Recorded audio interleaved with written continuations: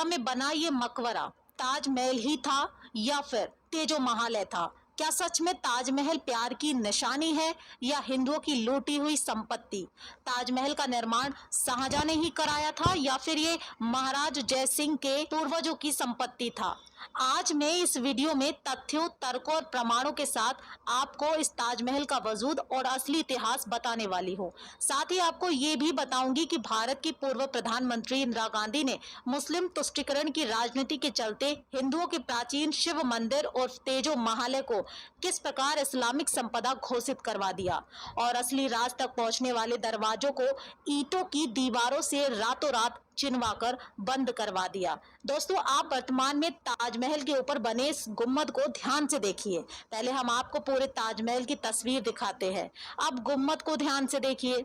दोस्तों, इसके बारे में कहा जाता है कि शाहजहां ने सोने का तख्ते ताउस यानी जो राजा विक्रमादित्य का मयूर सिंहासन हुआ करता था, और इसके बारे में हमने कई पुस्तकों में पढ़ा भी होगा, उसे मुस्लिम आक्रांताओं ने लूट लिया था। तथाकथित रूप से इतिहासकारों ने अपनी पुस्तकों में यह भी लिखा है कि उसे शाहजहां ने बनवाया था, जिसमें कोहिनूर समेत करोड़ों रुपए के जवाहरात जड़े गए थे।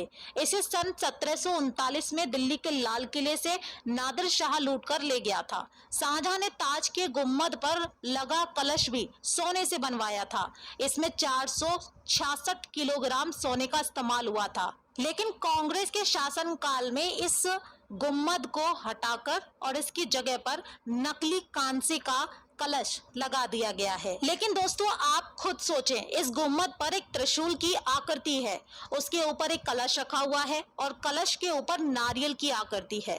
अब आप मुझे ये बताएं, क्या इस्लाम के किसी मस्जिद मकबरे जो इस्लामिक देश में मौजूद हैं, इस समय उन पर त्रिशूल, कलश और नारियल का कोई महत्व है? तो शायद इसका जवाब होगा नहीं। जबकि त्रिशूल शिव जी का प्रतीक है और कलश और नारियल हिंदुओं के मांगलिक कार्यों का प्रतीक होता है।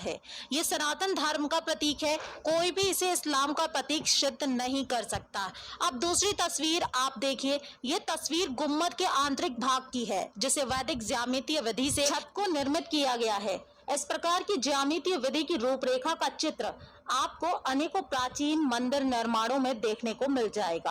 अक्षरधाम, लाल किला जैसे हिंदू स्थल भी इसी ज्यामितीय विधि की गुम्मदी छतों को संजोए हुए हैं। दोस्तों, अब तीसरा प्रमाण देखिए। ताजमहल के निचले तल पर स्थित संगमरमरी कमरों के समूह की तस्वीर। आज ताजमहल के अंदर जब आप जाएंगे तो आपको अंदर सिर्फ अंधेरा दिखाई देता है, ताकि हम राजा के महल होने के प्रमाण को ना देख सके। इतने विशाल कमरे क्या मुर्दों के लिए कोई बनवाता है? जब मकबरे में किसी को रहना ही नहीं था तो शाहजहां वहां पर कमरे क्यों बनवाता? इस प्रमाण से भी साफ होता है कि ताजमहल शाहजहां द्वारा नहीं बनवाया गया। अब आप ये चौथा प्रमाण देखिए। ये गड्ढा जो आप देख रहे हैं, दरअसल ये महल का आंतरिक पानी का कुआं है। ताजमहल, जिसे मुस्लिमों का मकबरा भी कहा जाता है, वहां पर कुआं कभी नहीं बना करता है। चाहे तो आप और भी मकबरों का मुआयना कर सकते हैं। अब ताजमहल में कुआं बनवाने का मतलब था कि या तो वहां पर राजा का परिवार रहा करता था या फिर लोगों के रहने की वहां पर पूरी तरीके से व्यवस्था की गई थी, जिसके लिए कुआं बनाया गया ताकि जल का प्रबंध किया जा सके। अब आप पांचवें प्रमाण को देखिए। आपको पूरा विश्वास हो जाएगा कि ताजमहल इस्लामिक धरोहर नहीं है।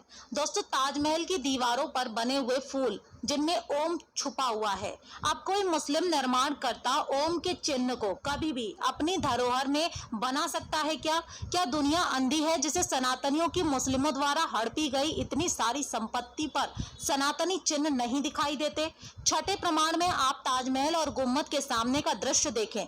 दुनिया में किसी भी मुस्लिम इमारत को महल नहीं कहा जाता है, और वैसे भी महल हिंदी और हिंदुओं का शब्द है, अरबी, उर्दू, फारसी का नहीं। दोस्तों, जिन देशों से मुगल तक के लुटेरे भारत में घुसे थे, वहां कोई भी महल तो छोड़िए, ठीक से उनके गधों के रहने के लिए झोपड़ी तक नहीं बनी थी।